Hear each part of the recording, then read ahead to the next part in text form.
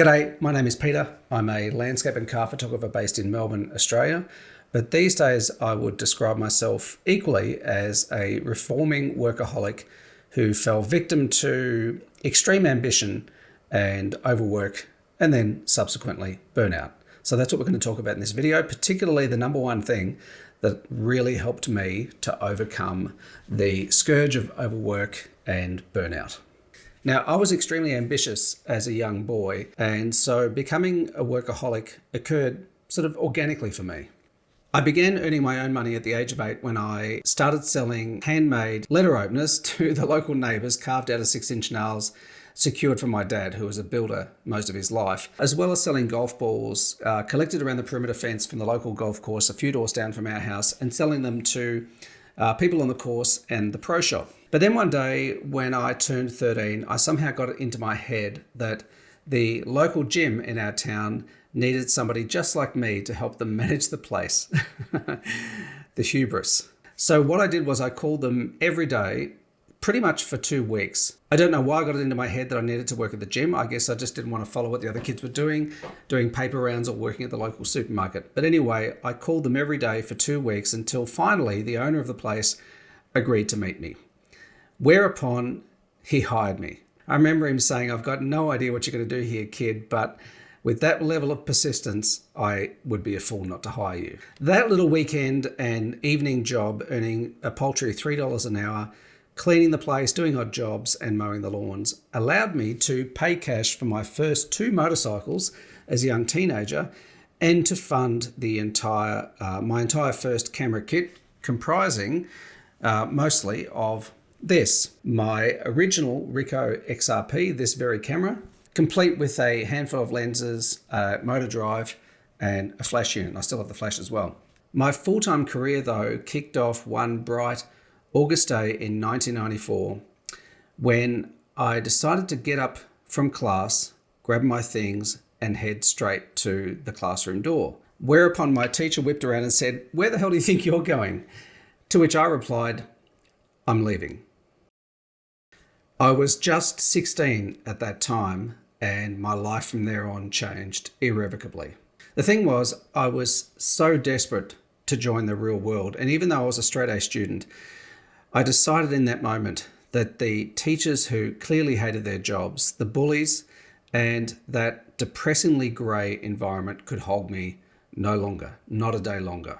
And although I didn't know what my next step was, I remember how it felt as I approached the gate and turned around to look at the school for the very last time, and being filled with a sense of destiny and purpose and excitement at what lay ahead. What actually followed for the next 40 years and counting was a number of calculated risks, foolish risks, very long hours, failures and successes. I went straight into banking out of school, and I did very well very quickly. And in fact, at 17 was the youngest trading bank examiner in the country. The next youngest person doing that job was 26, and I was slated to be one of the youngest branch managers in the country. But it was soul-sucking work, and I hated it. Fortunately, I was rescued by a very flamboyant, brilliant art director who saw promise in an article that I had just had published in a magazine that he was laying out for the publishers. And he spent the next 2 weeks convincing me and my parents that I didn't belong in banking. I belonged in media, in publishing. And thank God he convinced me. So I spent the next 7 or 8 years writing about and photographing some of the coolest cars to come out of the 80s and 90s, tearing around racetracks and spending time with some of the titans of the journalism, photography and motorsport world. It was awesome. But like all endeavours, I became restless after a while and wanted to set my sights on a new adventure. And that's when I ended up in the corporate world, in advertising, marketing, and software. Unfortunately, chasing money and corporate advancement never really matched the joy that I got from what I truly loved, which was taking photographs and writing stories. It wasn't the work per se. Some of it was interesting. Some of it is interesting. And I work with fabulous people still to this day. But trading creativity for money and socially recognized status level earlier, don't care about it at all these days, but did in the early days, it left me kind of unfulfilled. Also, the personal challenges and the failures that I endured through those decades wore me down and left me hollow. So after my second divorce and the subsequent financial ruin that helped cement, slowly, bit by bit, my life began to diverge from that long grey line. 3 things made that possible. First, I met and later married the woman that I'm with today. And after about 15 years together, I can honestly say that I love that woman more than I did when I first met her. We went on to have a son together, Tommy. He's 13 now. And he literally makes me laugh every single day. He's just an awesome kid. Second, I began writing again. I started a blog, and then I did another one, and then another one. I wrote a small book. I created a podcast, recorded over 100 episodes, and that was a huge amount of fun until it no longer was. I decided to start exploring video and started a YouTube channel. Third, and most critically, I rediscovered my love of photography. After leaving the magazines, I continued to do commercial work from time to time for car manufacturers, other businesses, and from personal clients. But it wasn't until a close friend died that I actually went out and took landscape photos again. I don't know what it was exactly that motivated me to do that. I just bought a Canon M6, and when I got the news of John's passing, one of the first things I did was I grabbed my camera and I just went for a drive out into the countryside. And it was strangely, incredibly therapeutic. The moment I stood on that dusty roadside, I was immersed again in that delicious silence that landscape photography can offer.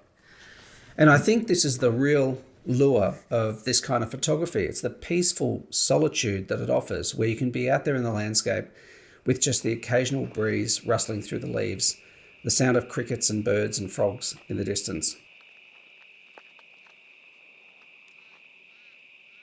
It really can be therapeutic and meditative. Standing on the side of that dirt road, I was transported to an earlier period of my life. I was 14 again, sitting on the 9th green of the Mount Martha Golf Course, looking out over Port Phillip Bay. Or I was 21 again, out in the Strzelecki Desert, where the silence is deafening and the solitude is absolute. Out in the landscape with my camera in hand, I felt like I was home again. This is why I say that landscape photography is not about the photos. Not really. It's about exploring faraway places, being alone in the woods, in the mountains, on the coastline, in the desert. It's walking through the landscape with the sound of twigs crunching under your feet. It's the way the light kisses the distant hill, the smell of the soil after the rain, the sound of nature off in the distance. And even when I travel to a familiar spot and I see the same hills and I see the same trees, they're not really the same, because through the seasons they change, and so do I. And so this beautiful practice of landscape photography, its incredible stress-relieving power, remains just as potent as ever. I still have ambition, but it's no longer blind, lustful ambition at any cost. I still work hard, but not for too long at a time. Not like I used to, where I do 24-hour stints. And thanks to my camera, which is now this beast, a Hasselblad X2D, and what lays outside that window, I no longer experience burnout anymore. Because when I feel the signs of it coming, I grab that camera and I go outside half an hour, whatever, and take some photos, and immediately I feel 100 times better. So from one reforming workaholic to another, I'd like to suggest that you schedule a day from time to time, or a couple of hours, and go and do the kinds of things that you've seen in this video. Because even if it doesn't save your life, it certainly will make it a whole lot better. Anyway, thanks for watching. Hope to see you in the next one. Bye for now.